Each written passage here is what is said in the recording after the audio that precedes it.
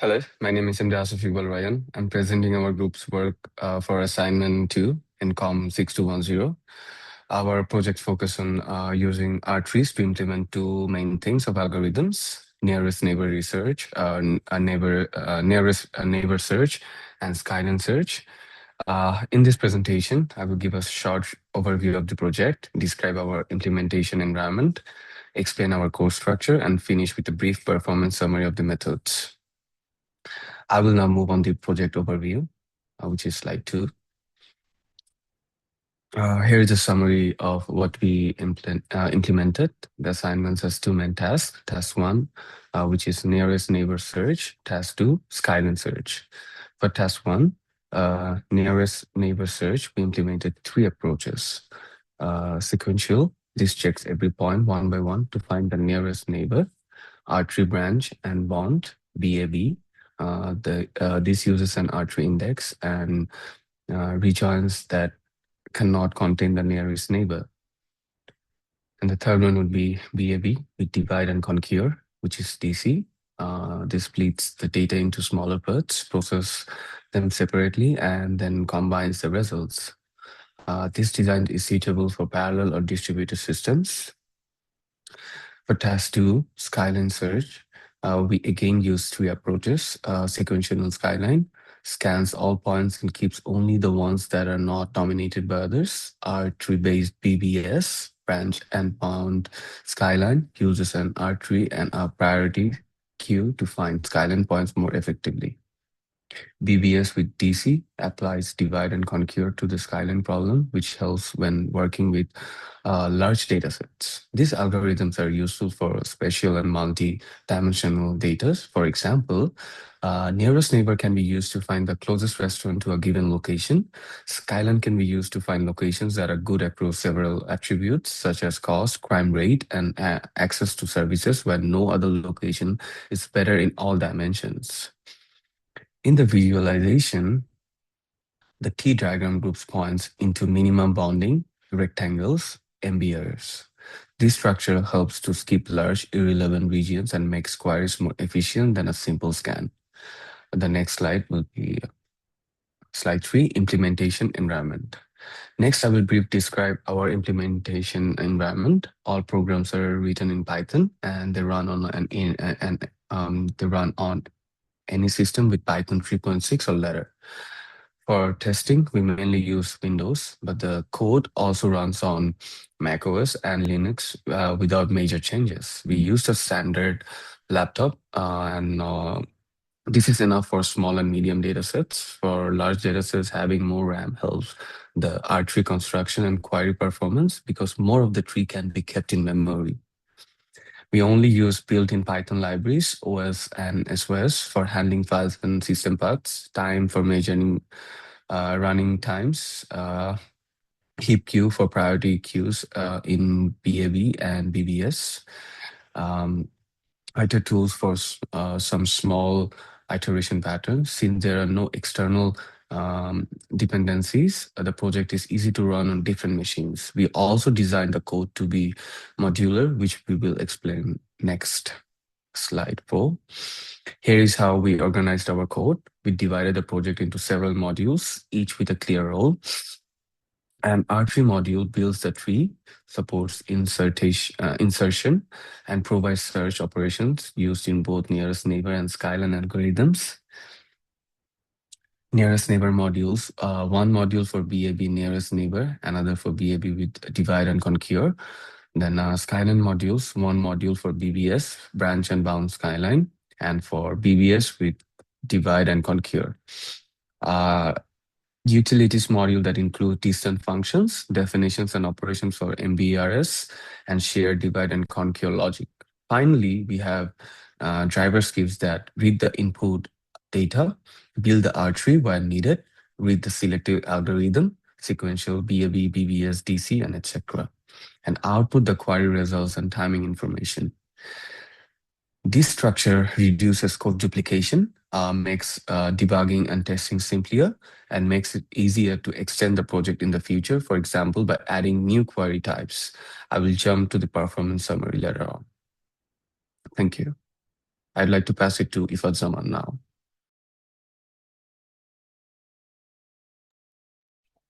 Hello, I'll be covering task one of the assignment. So first, I'll be talking about the R-tree construction. An R-tree is a fundamental spatial index for multidimensional data, like our 2D points representing locations. It's dynamic, meaning we insert points sequentially, update minimum bounding rectangles or MBRs, and split nodes when they overflow to prevent inefficiency. We set a default leaf of 4 points for balance, but it can be adjusted based on dataset characteristics. The process maintains tree efficiency for searches by minimizing overlap and ensuring balanced height. Looking at the visualization, you can see how points are grouped hierarchically, which is crucial for pruning during queries. Moving on to the next slide. So the initial insertion and overflow. So let's talk through the construction with our sample data points. We start by inserting P1, which is coordinates 9 and 1, P2 coordinates 5 and 4, and P3 coordinates 7 and 9 into the first leaf node, forming an MBR from coordinates 5, 2 to 9, 7. Then P4, coordinate 7 and 6, causes an overflow since we hit capacity. As shown in the visualization, this triggers a split to maintain properties. This is the foundation. Overflows ensure the tree doesn't get over unbalanced, and in practice, this helps scale to thousands of points without performance degradation. Next on node splitting strategy, when overflow happens, we split points into two new nodes. Aiming to minimize the combined half parameter of the resulting MBRs, essentially reducing the total boundary length to keep groups compact. We evaluated y-axis and x-axis splits. Both gave a half parameter of 9. So we picked x-axis as a tiebreaker, following common heuristics. In the example, this creates two efficient MBRs. This strategy, inspired by Gutman's work on R trees, keeps spatial locality and query performance high, especially in scenarios with clustered data. Um, okay. Moving on to continuing insertions. So P5 with coordinates 1 and 9 goes into MBRA with a +6 half parameter increase, which is smaller than +10 for B, demonstrating the minimal enlargement principle in action. Then P6 coordinates 3, 7 overflows A, splitting it into A1, which has P5, P6, and A2, which has P2 and P3. P7 with 2 and 6 fits into A1 without issue, with assessments showing it causes less enlargement there. You can see the tree growing balanced here. This principle not only guides efficient growth, but also ensures that the tree adapts well to varying data distributions. So the now a key moment, which is inserting P8 with coordinates 1 and 3, which overflows A1 at the root level. So we create a new root, increasing the tree height. And the before after visuals point show the old root's children, A1, A2, B, now under a new root with an additional MBR. This keeps the tree balanced, essential for logarithmic search times. And in larger trees, it prevents skewed structures that could lead to worst case queries. Moving on to the final tree structure, after all insertions, including P9 and P10, we have a two-level balanced R tree. The top node has two child MBRs, leading to three leaf nodes holding all 10 points. As described, the structure is ready for queries. It's efficient. Um, And in our tests, it handled the sample data flawlessly, setting the stage for the search algorithms, which we'll discuss next.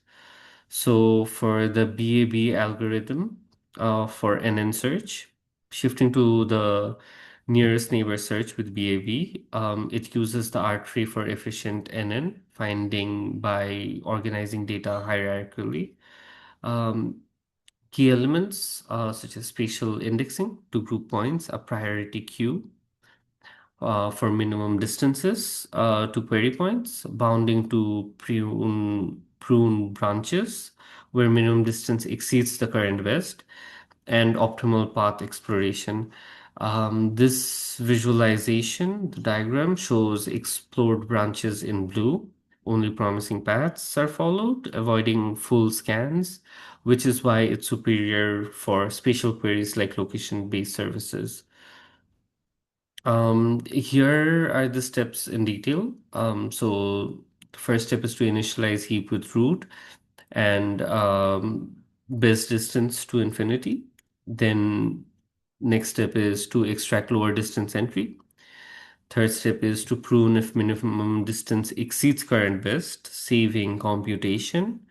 Then for leaves, check actual points and update the best. For internals, add children to heap and we repeat it until it's done. This branch and bound or BAB prunes effectively, making it faster than sequential for large data, as evidenced in our benchmarks.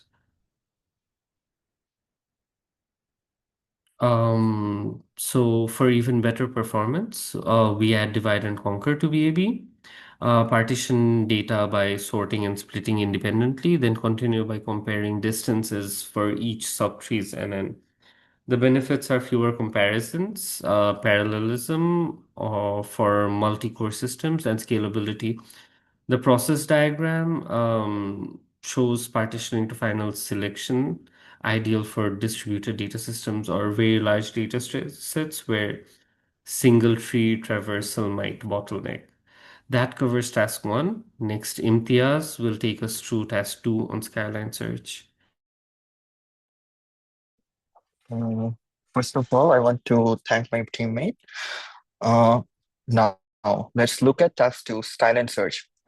This algorithm identifies non-dominated points, meaning points that are not worse than others in all dimensions and are strictly better in at least one dimension.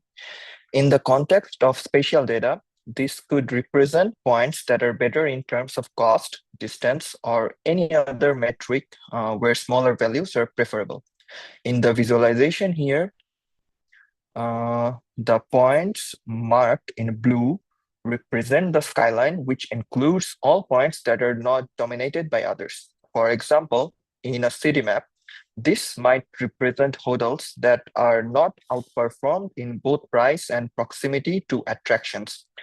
R-trees are used to efficiently organize the data and help prune away dominated regions early, improving query performance. The Skyline query is a classic example of a spatial query that can be answered efficiently without using spatial indexing like the R-tree.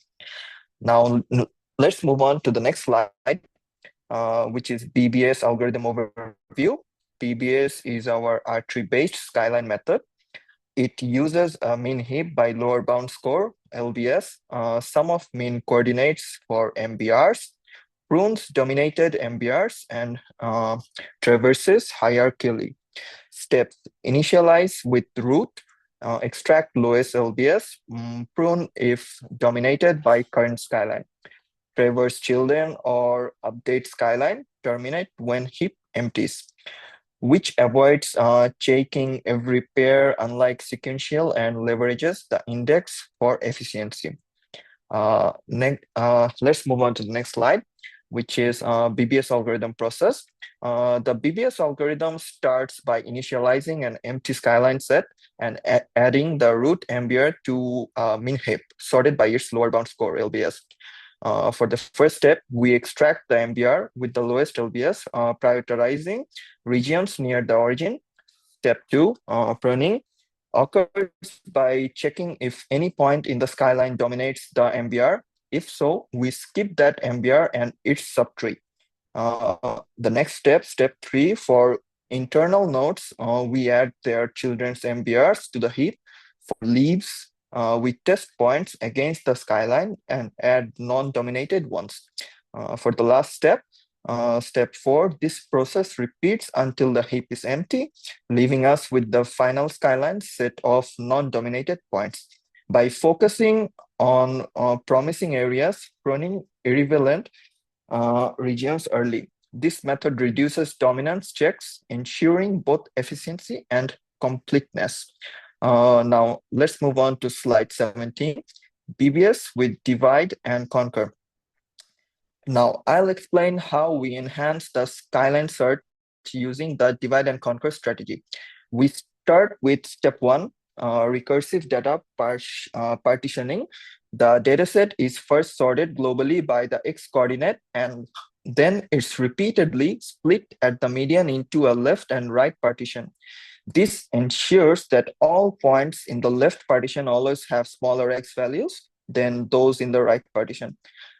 Next, in step 2, we compute skylines independently for each partition using the BBS algorithm that gives us 2 local skyline sets, sky left from the left partition and sky right from the right partition. Then in step 3, result combination, we merge these 2 skyline sets into the final global skyline. The merging is efficient because all left partition points automatically remain in the global skyline. None of them can be dominated by points in the right partition due to the sorted X ordering. Only the points in the sky right need to be filtered against sky left. Any undominated points from sky right are then added to produce the final skyline. If you look at the diagram, you can see the 2 arteries being built separately for the left and right partitions, and how the merging happens after independent computation. This structure makes it highly suitable for parallel processing. Each half can run independently. And finally, the key benefits are it significantly reduces dominance, comparisons, guarantees completeness of the skyline results, and overall provides much better scalability for very large spatial datasets. And to wrap up, I'll hand it back to Asif for the performance analysis. Thank you, Imtiaz. To finish, here is a brief summary of the performance of the different methods. The sequential scan methods have O(n) time complexity. They are straightforward, but they do not scale well when the dataset becomes large, because every point must be checked. The R-tree BAB methods provide a long log-on query time on average after the R-tree is built. They perform much better on larger datasets, but they require extra time and memory to build and store the index. The divide and conquer DC versions of BAB and BBS introduce parallelism. They split the data into 2 parts, process these parts separately, and then combine the results. This can use up to on space, but it is well suited for multi-core or distributed environments, especially with very large datasets. In summary, sequential simple, but slow for large data. R-tree BAB BBS, faster queries with indexing overhead. DC variants, better for parallel and scalable setups with higher space usage. Our timing results reflected these trade-offs, with the R-tree and DC methods clearly outperforming the basic sequential scan on larger datasets. And that concludes my part of the presentation. Thank you.